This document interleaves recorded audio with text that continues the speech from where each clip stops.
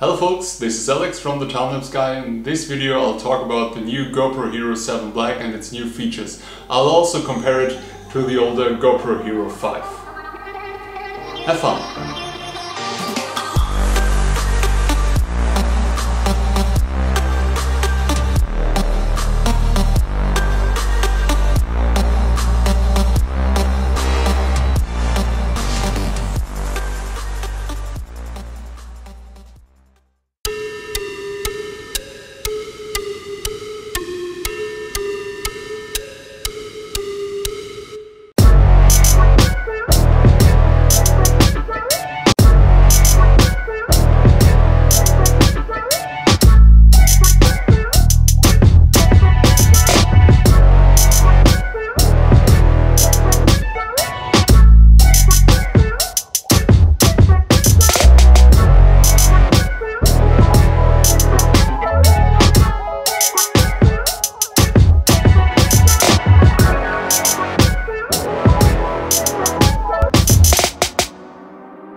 So that was a close look at the new GoPro HERO 7 Black.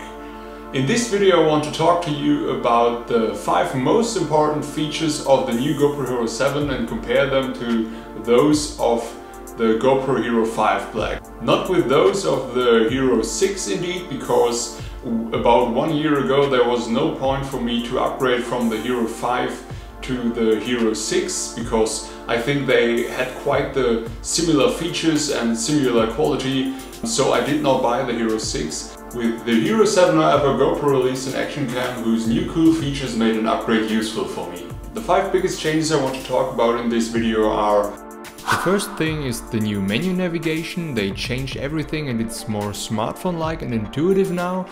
The second point is the slow motion feature. With the GoPro HERO 7 you can take 1080p with up to 240 frames, so it allows you to take an 8 times slowed down video footage. It's in fact the same frame rate and resolution the HERO 6 could also do, but the HERO 5 could only do 1080p at 120 frames. So the third and coolest new feature is the new Hypersmooth Stabilization.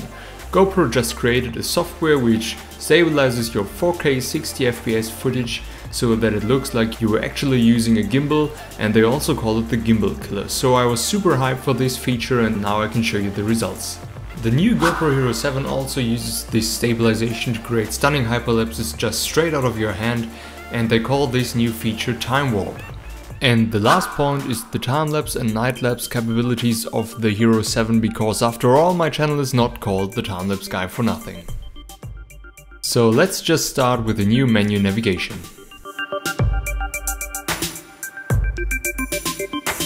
The menu layout of the HERO 7 is much simpler than that of the HERO 5 in my opinion. Basically it works with 3 symbols which lead either to the video, photo or time-lapse function and then allow corresponding sub-functions and adjustment possibilities. The menu is much cleaner than that of the HERO 5 and you have more from the already small display. In general, the chip of the HERO 7 seems to cope much better with the wiping gestures etc. than it was the case with the HERO 5, where it actually always stutters during operation. Due to the better performance, the camera now accesses the captured images much faster, and there is even a cool new possibility to display captured videos by a button click in slow motion.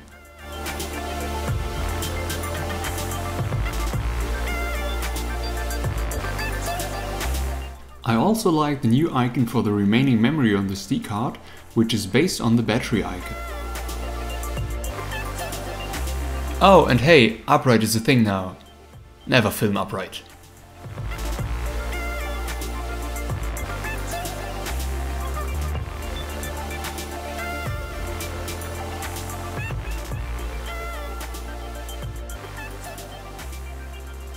To test the slow motion I mounted both GoPros next to each other and then I attached a cat's toy to it, and then I played with my cat. Here you can see the comparison of both cameras, on the left side the HERO 5 and on the right side the HERO 7. Both videos are filmed in 1080p, however the maximum frame rate of the HERO 5 is 120 frames, so that the 5-fold deceleration corresponds to 24 FPS, which can still be played back smoothly. However, the Hero 7 supports 240 FPS, so that even a 10 times slowdown as shown here can still be reproduced smoothly. Of course, the video of the Hero 5 starts to stutter because it's only playback with 12 FPS now. It is also noticeable that the quality of the details on the Hero 7 is much better, especially on the fur of my cat and the grass, so the Hero 5 seems much more blurred and less clear to me. This seems to be a general quality improvement due to the new sensor of the Hero 7.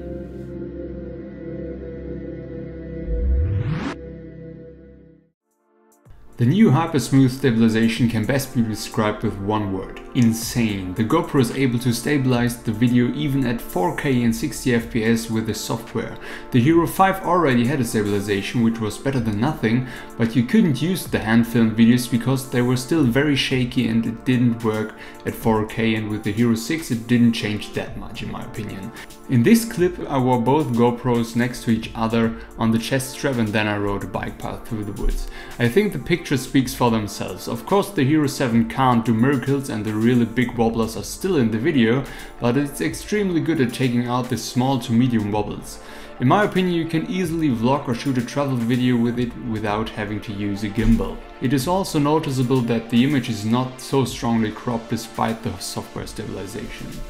In this clip I again held both cameras on the selfie stick at the outstretched arm, and of course the Hero 7 also wobbles, but if you compare the Hero 5, the result is extremely good. You can see this best if you look at the horizon line behind me. It really remains fairly stable with the Hero 7, while it is extremely wobbly with the Hero 5.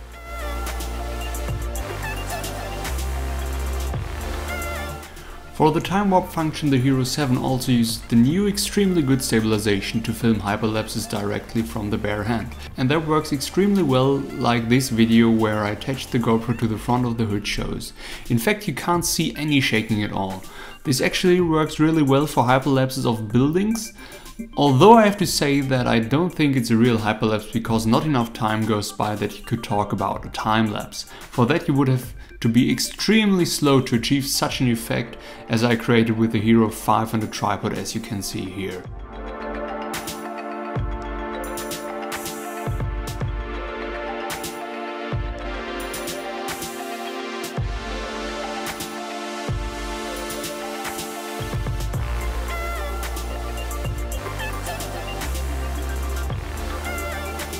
In order to test the time-lapse function, I mounted both GoPros next to each other and then I went to a place with a beautiful view and filmed the sunset there.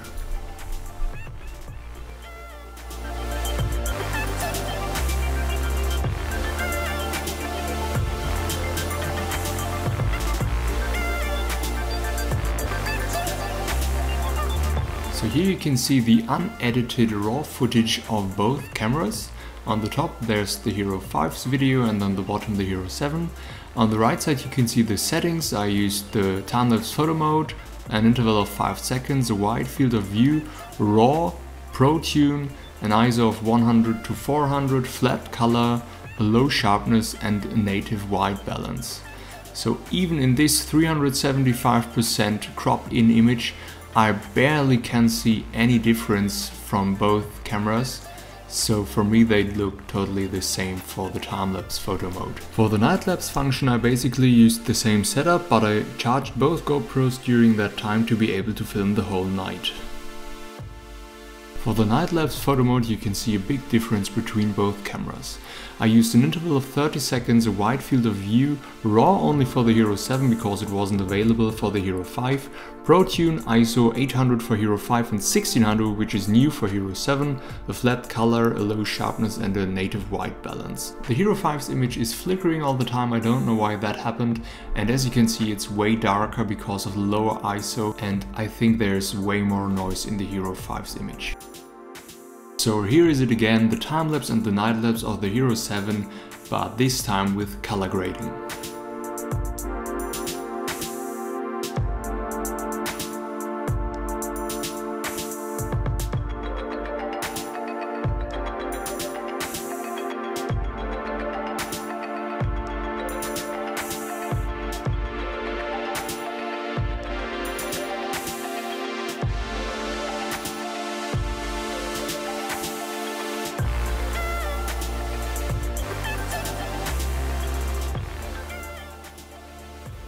So all in all, I'm really impressed by the new GoPro Hero 7. I really think there was no reason for me to buy a Hero 6 when I had the Hero 5, but with the Hero 7 it's completely different. I really think the Hero 7 is a quantum leap compared to the Hero 5, and I definitely changed from the Hero 5 to the Hero 7. The coolest new features in my opinion are of course the incredible stabilization, the time warp function, but also the overall better image quality compared to the Hero 5. But now that's it for today's video. Comments and questions down below the description. Check out my other videos, like and subscribe, and I hope I see you in the next one.